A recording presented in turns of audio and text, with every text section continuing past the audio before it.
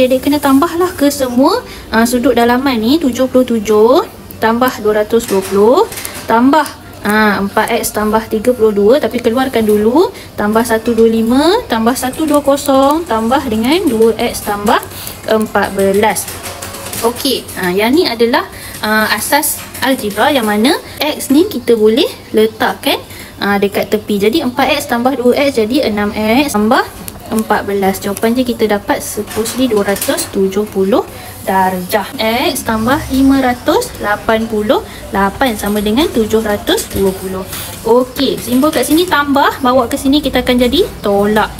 6x kekalkan 720, tolak 588, kita dapat 132. Yang ni ada 6x, jadi kita nak cari x adalah 132 bahagi dengan 6. Jadi nilai x adalah 22 darjah. Okey, dapat sesuatu untuk nilai.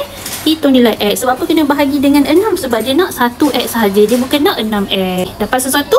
Jangan lupa tekan like, follow dan share dengan kawan-kawan yang lain. Bye-bye.